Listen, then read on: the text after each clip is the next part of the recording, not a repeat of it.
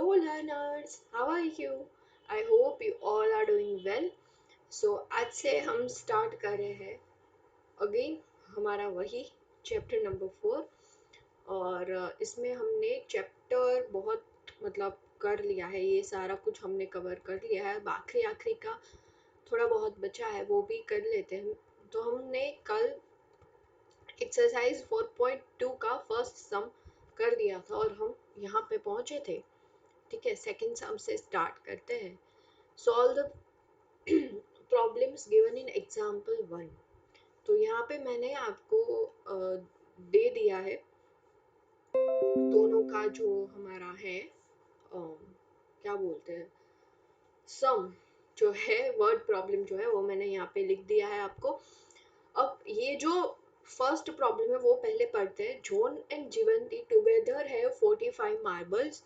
Both of them lost 5 marbles each, and the product of the number of the marbles they now have is 124. Find how many marbles they had to start with. ठीक है, तो ये जो problem है वो already हमने example 1 में solve कर दिया था। जिसने भी वो वीडियो नहीं देखी है वो जाके देख लो। ठीक है, तो एग्जाम्पल 1 में हमने ये इक्वेशन तक हमने कर दिया था, क्वाड्रेटिक इक्वेशन हमने फाइंड कर दी थी। अब यहाँ से आगे से मैं कंटिन्यू कर रही हूँ। जिसको भी एक्सप्लेनेशन चाहिए वो वीडियो देख लो, जाओ again and then come back to this. Okay, अब यहाँ पे आपके पास है c इज इक्वल टू 324। ठीक है, तो यहाँ पे c पॉजिटिव है, दैट मीन्स दोनों ही नंबर का हम करेंगे एडिशन। तो 324 के हमें ऐसे पार्टीशन ऐसे फैक्टर लेने हैं जिसका एडिशन करोगे तो आंसर आएगा 45। ठीक है, अब कैसे ढूंढे? सबसे पहले तो अगर ये बड़ा नंबर है तो कैसे फाइंड करें? तो सबसे पहले क्या करना है, इसके फैक्टर लिखो। 1 324 2 से डिवाइड होगा, यस होगा, तो कैसे होगा? 16 एंड 2 3 से डिवाइड होगा, 4 प्लस 2 6 6 प्लस 3 9, यस होगा, तो क्या आएगा? 108। ठीक है, 4 से डिवाइड होगा, यस होगा, तो इसे फिर से 2 से डिवाइड कर दो, ये आ जाएगा 81। ठीक है, 5 से डिवाइड नहीं होगा, 6 से होगा, यस होगा, तो 6 से डिवाइड कर दो, इसे आप वापस से 2 से डिवाइड कर दो। ठीक है, तो ये हो जाएगा 54, यस। ठीक है, एंड 7 से डिवाइड शायद होगा। ओके, 7 को हम ऐसे ही रखते हैं। अच्छा, अब एक 7 8 को 8 से नहीं होगा क्योंकि ये जो है वो 4 से डिवाइड करने के बाद का आंसर आता है। ठीक है, अगर आप फिर से इसे 2 से डिवाइड करोगे तो ये डिवाइड नहीं होगा, दैट मीन्स 8 से डिवाइड नहीं होने वाला। 7 से हम बाद में चेक करते हैं। ठीक है, लेकिन यहाँ तक ना आप डिफरेंस देख लो, ये जो डिफरेंस है ना वो 45 के करीब जा रहा है या नहीं जा रहा है। सॉरी, डिफरेंस नहीं, बट यहाँ पे हमें एडिशन देखना है, तो एडिशन देख लो, ये हो गया 60। ठीक है, अब आप देख लो 8 से नहीं हो रहा है, 7 से होगा या नहीं वो हम चेक कर लेते हैं। 324 डिवाइड बाई 7, 7 4 ज़ा 28 एंड ये हो जाएगा 4 4। ये 7 से डिवाइड नहीं हो रहा है, 8 से भी नहीं हो रहा है, 9 से होगा या नहीं होगा कैसे चेक करोगे? 3 से डिवाइड करने पर आ रहा है 108, इसे वापस 3 से डिवाइड कर दो, अगर हो रहा है तो होगा, ऑब्वियसली होगा, ये हो जाएगा 36। ठीक है, तो इसका अभी एडिशन चेक करो, 36 प्लस 9 इज इक्वल टू 45, तो दिस इज आर फैक्टर। ठीक है, तो दो फैक्टर्स मिलेंगे 9 एंड 36। अब ये जो है उसकी साइन है नेगेटिव, यानी इन दोनों को हम नेगेटिव साइन दे देंगे। ओके, फर्स्ट जो टू टर्म्स है उसमें से हम x को कॉमन निकालेंगे, अंदर बचेगा x माइनस 36। सेकेंड दो टर्म्स में से -9 को कॉमन निकालेंगे, तो यहाँ से ये प्लस से माइनस कॉमन निकला, बचा माइनस, और यहाँ पे 36 into 9 is equal to 324, 9 common निकला, बचा 36। ठीक है, अब x minus 36 and x minus 36 common, अंदर बचेगा x-9। तो हमारे पास ऐसे दो फैक्टर्स आए हैं, ठीक है। अब हम क्या करेंगे, अगर दैट मीन्स या तो फिर x-36 इज इक्वल टू 0 होगा या x-9 0 होगा। अगर ये 0 है तो x हो जाएगा हमारा 36, और अगर ये 0 है तो x हो जाएगा 9, ठीक है। अब यहाँ पे आपको ये पूछा गया था कि जॉन एंड जीवंती दोनों के पास 45 मार्बल्स है, ठीक है। और हमने ये यहाँ पे अज्यूम किया था कि जॉन के पास जो मार्बल है उसको हमने एक्स अज्यूम किया था, ठीक है। तो यहाँ पे हमें 2x मिल रहा है। दैट मीन्स कि अगर हम x 36 ले रहे हैं तो जीवंती के पास 9 मार्बल्स हो गए, और अगर हम x इज इक्वल टू 9 ले रहे हैं तो जीवंती के पास 36 मार्बल्स हो गए, ठीक है। तो ये है इसका सॉल्यूशन। तो बेसिकली यहाँ पे क्या हुआ, सबसे पहले जो आपका स्टार्टिंग था एग्जाम्पल 1 से, वहां पे आपको एक वर्ड प्रॉब्लम दिया गया था, उसको आपने कन्वर्ट किया एक क्वाड्रेटिक इक्वेशन, ठीक है। देन 4.2 एक्सरसाइज में आपने सीखा क्वाड्रेटिक इक्वेशंस के जीरोस को कैसे फाइंड करते हैं, दैट मीन्स रूट्स कैसे फाइंड करते हैं, ठीक है। और अब आप क्या कर रहे हो, रूट्स फाइंड करके आप वर्ड प्रॉब्लम को सेटिस्फाई कर रहे हो कि कौन से रूट सेटिस्फाई कर रहे हैं।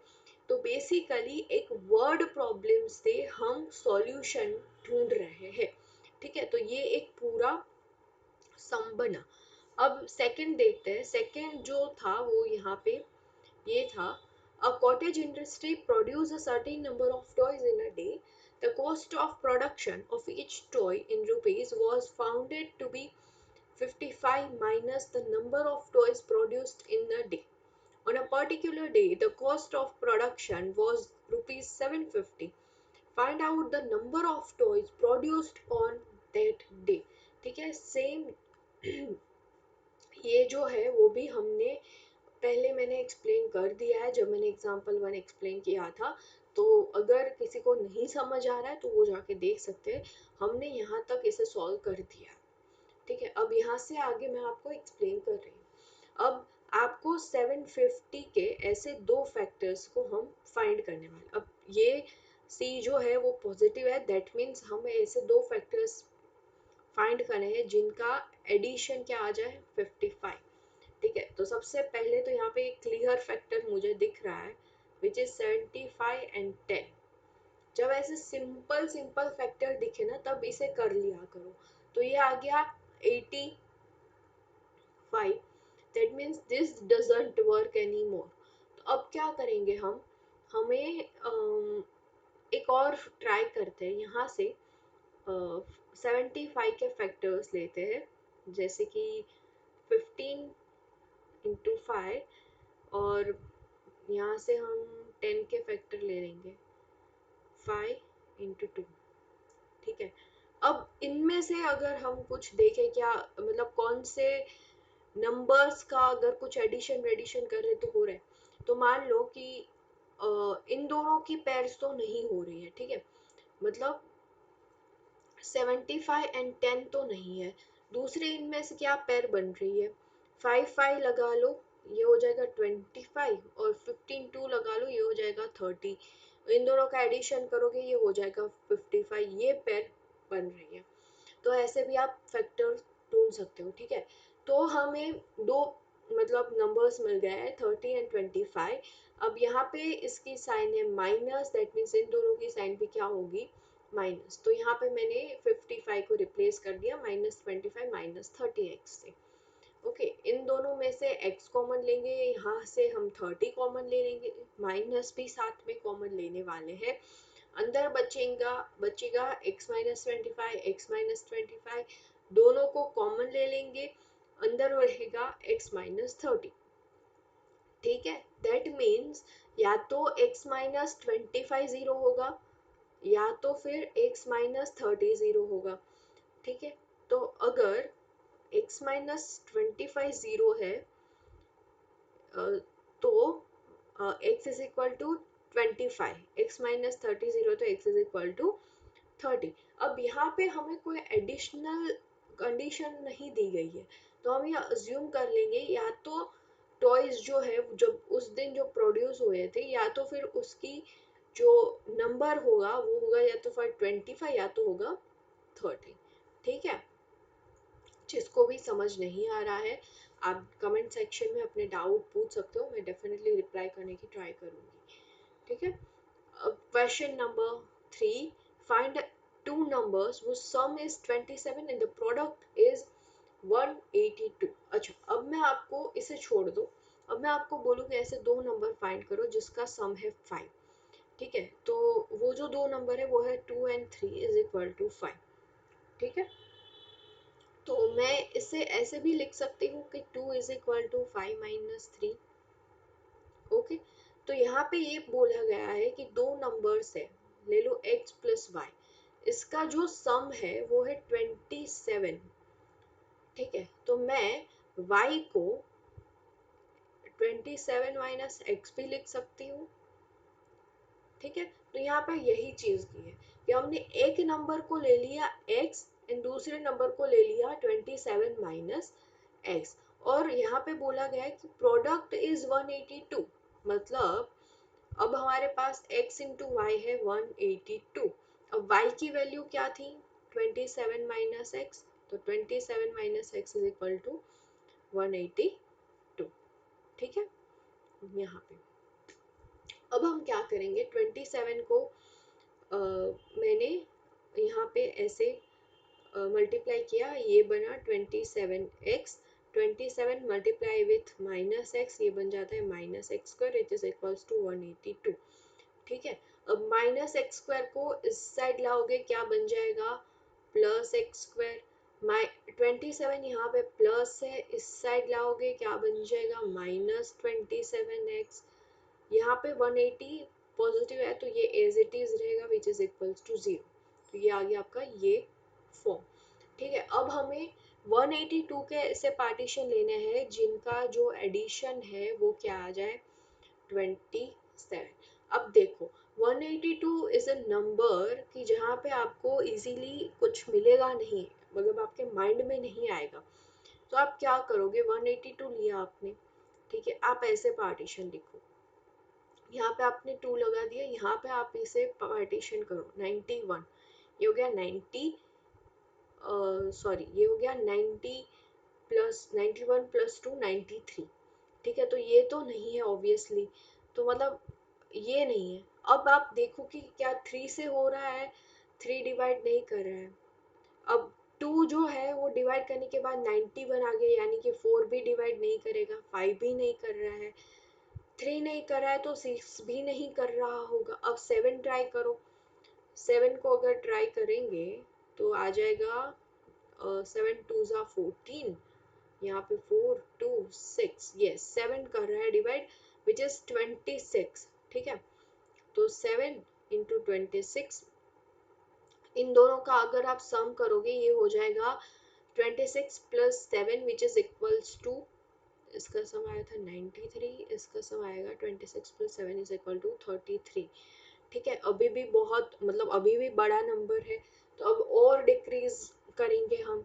7 नहीं कर रहा है, 8 भी नहीं करेगा क्योंकि 4 नहीं कर रहा है, 9 नहीं करेगा क्योंकि 3 नहीं कर रहा है, 10 भी नहीं करेगा, 11 ट्राई करके 11 भी नहीं करेगा क्योंकि एज यू ऑल नो 11 में अगर 11 डिवाइड करता तो ऐसे नंबर नहीं आते। अब 12 भी नहीं करेगा क्योंकि 6 डिवाइड नहीं कर रहा है। 13, 13 को हम कुछ नहीं बोल सकते भाई, 13 कर सकता है तो हम 13 से ही ट्राई करेंगे। ठीक है, तो 182 डिवाइड बाय 13, तो 13 × 1 = 13, ये हो गया हमारा 5, 13 × 4 = 52। ओके, सो यहाँ पे हमें एक और पेयर मिल गई, 13 एंड 14, इन दोनों का एडिशन करोगे विच इज 7 2 27, तो ये होगी हमारे फैक्टर्स। ठीक है, अब 27 की साइन नेगेटिव, दैट मीन्स इन दोनों की साइन भी नेगेटिव। तो ये हमें मिल गया -13x - 14x, यहाँ से x कॉमन निकाला, यहाँ से -14 कॉमन निकाला, फैक्टर्स मिले हमें x - 13 x - 14। ओके, अगर x minus 13 is equal to 0, then x is equal to 13 और x इज इक्वल टू 14। ठीक है, अगर जो हमें यहाँ पे ये हमने ये किया था ना 182, एंड ये दो कंडीशन थी हमारे पास 27, तो अगर हमारा जो पहला नंबर है वो 13 है तो सेकंड नंबर क्या होगा 14, अगर पहला नंबर 14 है तो सेकंड नंबर क्या होगा 13। मतलब दोनों ही कंडीशन में आप ये नंबर सेटिस्फाई कर रहे हैं। ठीक है, तो ये दोनों ही हमारे नंबर्स हमें मिल चुके हैं, तो यहाँ पे ये सम कंप्लीट। अब आते हैं फोर्थ क्वेश्चन के ऊपर, find to consecutive positive integers whose sum of whose squares is 365।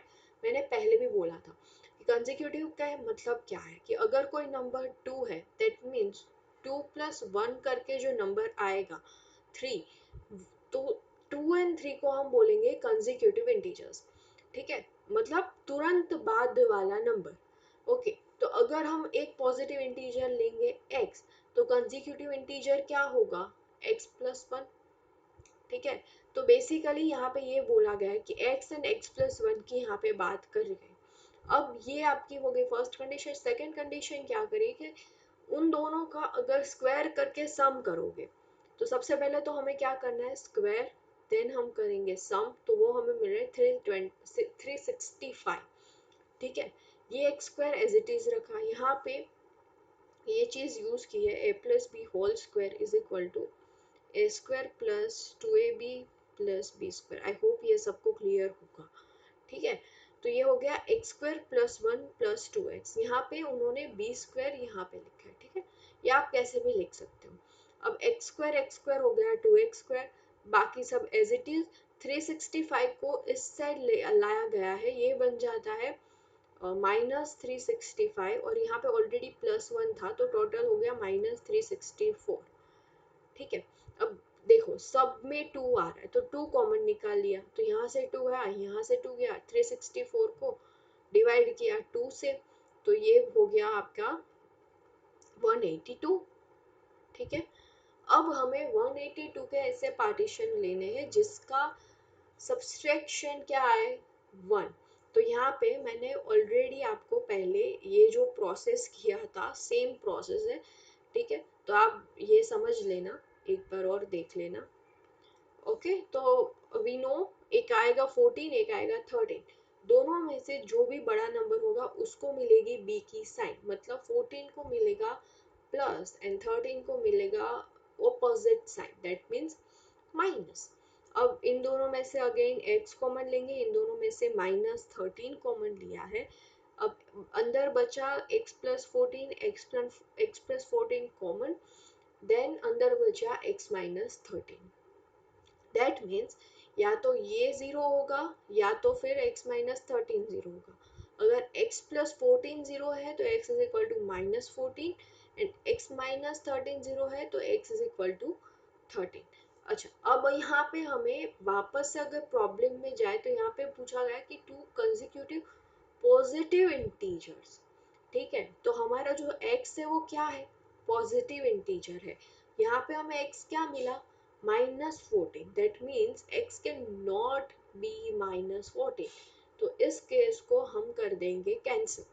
तो यहाँ पे सिर्फ हमें एक ही नंबर मिला है वो है 13। तो अगर x इज इक्वल टू 13 है तो x प्लस 1 क्या हो जाएगा 14, तो होगी problem solve.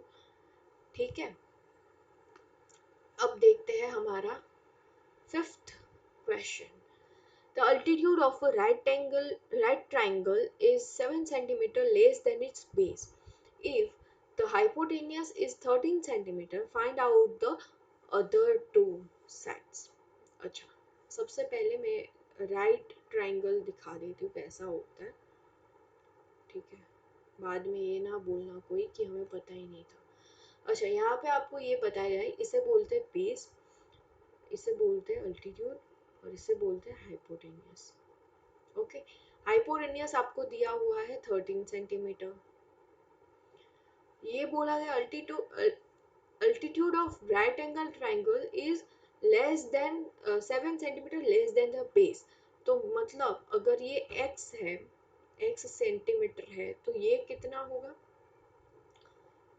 x minus 7 centimetre. आई होप ये क्लियर होगा आप सबको, ठीक है।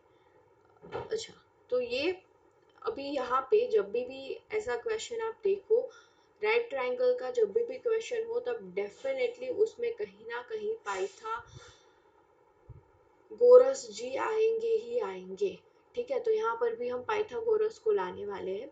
पाइथागोरस की थ्योरी क्या कहती है, x minus 7 square plus x square is equal to 13 square, ठीक है। That means a square plus B square is equal to h square. ये चीजें याद रखनी है, ठीक है।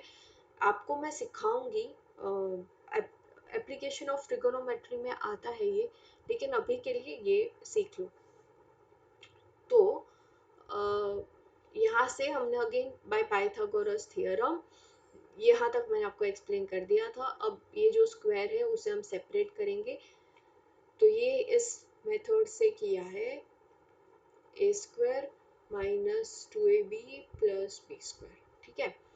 यहाँ पे उन्होंने ए स्क्वायर के बाद प्लस बी स्क्वायर लिखा है, माइनस 2ab बाद में लिखा है, ठीक है। तो थोड़ा कंपेयर करना सीखो आप। अभी हम थोड़ी स्पीड कर रहे हैं क्योंकि ये सारी चीजें ऑलरेडी हमने बहुत बार रिपीट कर ली है, ठीक है। 13 स्क्वायर इज 169। और एक और बात, आप सबको ज़्यादा नहीं तो एटलीस्ट 20 तक के स्क्वायर्स तो याद रहने ही चाहिए। अगर आपको 20 तक के स्क्वायर्स याद है, कैलकुलेशन बहुत इजी हो जाती है आपके लिए, ठीक है। तो अब हम नेक्स्ट में क्या करें, इन दोनों का एडिशन करेंगे, ये आ जाएगा 2x स्क्वायर माइनस 14x को एज इट इज रखेंगे, 169 को इस साइड लाएंगे, ये पॉजिटिव है, यहाँ पे आएगा हो जाएगा नेगेटिव, एंड 169 माइनस 49, ये नेगेटिव है ये पॉजिटिव है, यहाँ पे आ जाएगा नेगेटिव, ठीक है। ये हो जाएगा 120 माइनस, ठीक है। इन सब में से 2 को कॉमन निकाल लिया, ये 2 डायरेक्ट गया, यहाँ पे आ जाएगा 7, यहाँ पे आ जाएगा 60, ठीक है। तो ये बचा। अब हमें 60 के ऐसे दो पार्टीशन लेने हैं जिसका अगर हम सब्सट्रैक्शन करें तो वो क्या है, 7। तो 60 अगर नंबर हमारे सामने है तो दो पार्टीशंस तो पहले दिमाग में आते हैं, ठीक है। अगर इन दोनों का सब्सट्रैक्शन करेंगे विच विल बी 7।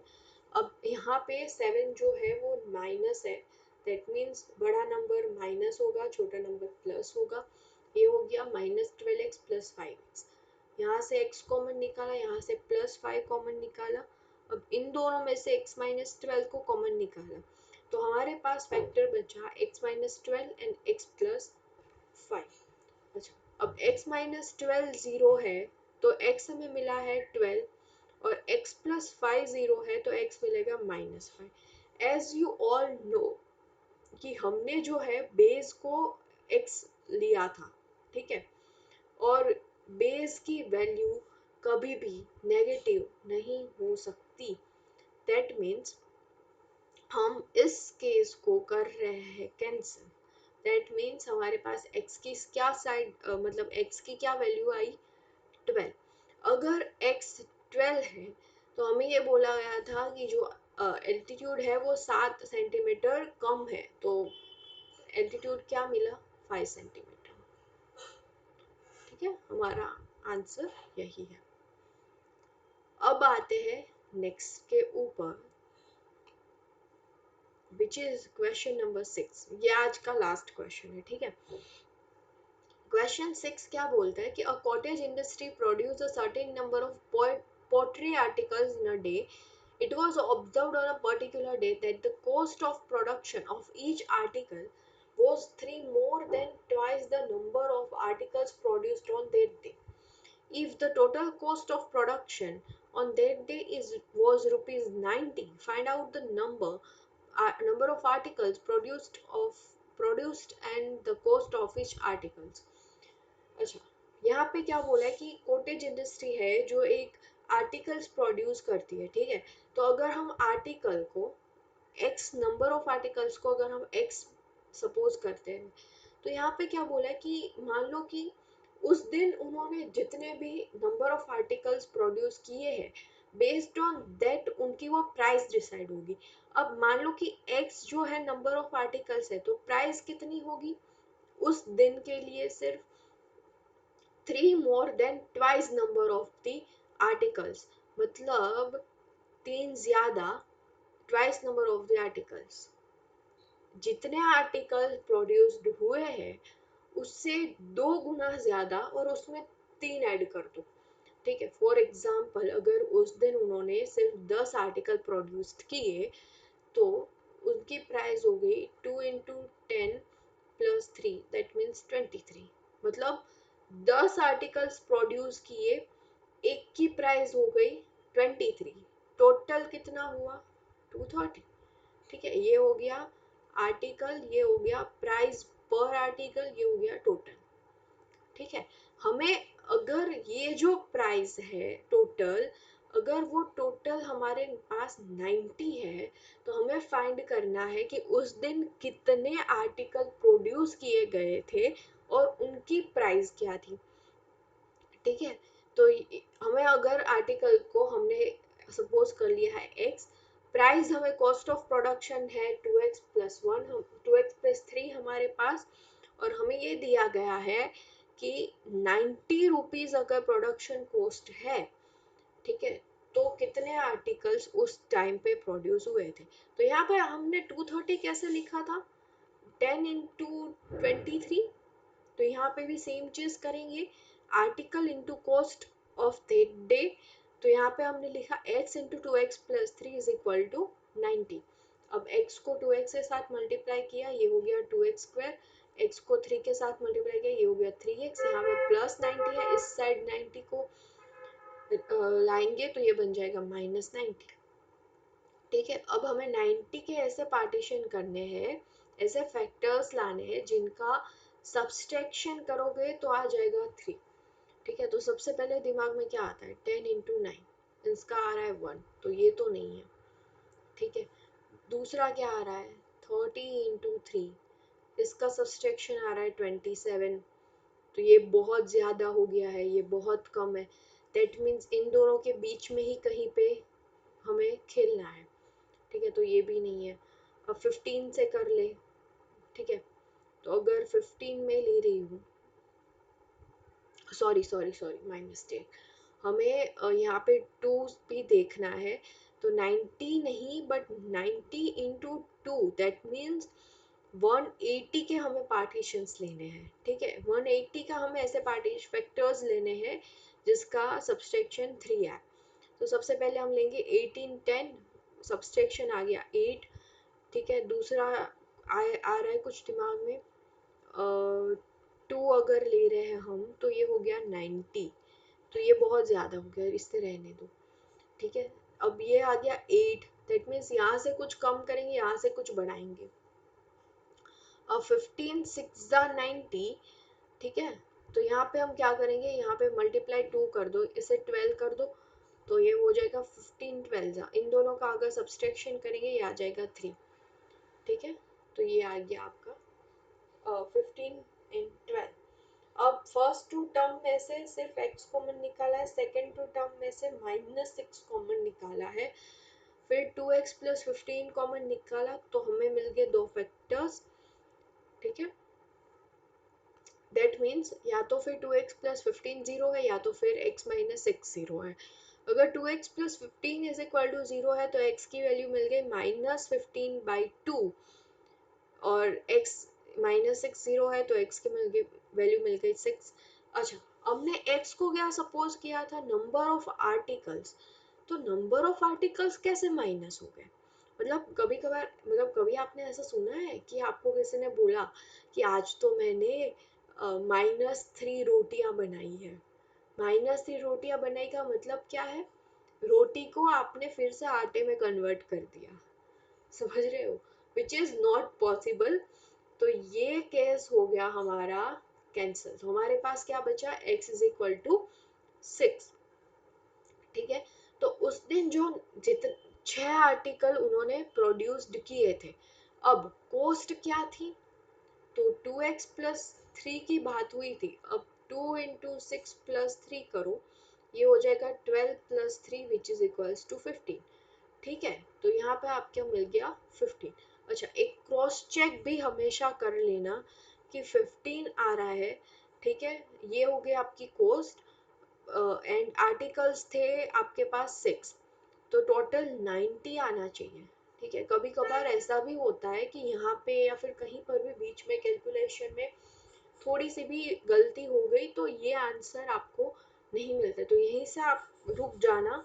अगर क्रॉस चेक कर रहे हो फिर भी वेरीफाई नहीं हो रहा है तो ठीक है, तो ये यहाँ पे आपको दिख जाएगा कि आपका आंसर सही है या गलत है। ठीक है, तो आज के लिए बस इतना ही। थोड़ा सा वीडियो डेफिनेटली लंबा हुआ है, उसके लिए सॉरी, बिकॉज ये सारी चीज़ें जो है वो बहुत डिटेल्स में एक्सप्लेन करनी पड़ती है मुझे। एंड मिलते हैं कल रात को 9 बजे एज यूजुअल। अगर वीडियो अच्छा लगे तो लाइक कर देना, फ्रेंड्स के साथ शेयर भी कर देना। कोई डाउट है या फिर कोई भी फीडबैक है तो उसे कमेंट सेक्शन में आप मुझे लिख के बता सकते हो। I must read your comment. And description में मैंने अपने व्हाट्सएप चैनल और इंस्टाग्राम आईडी की लिंक दी हुई है, अगर आप उन पे हो तो डेफिनेटली फॉलो कर लेना, वहाँ पर भी आपको अपडेट्स मिलते रहेंगे। ठीक है, तो मिलते हैं कल, तब तक के लिए have a good day and Bharat माता की जय।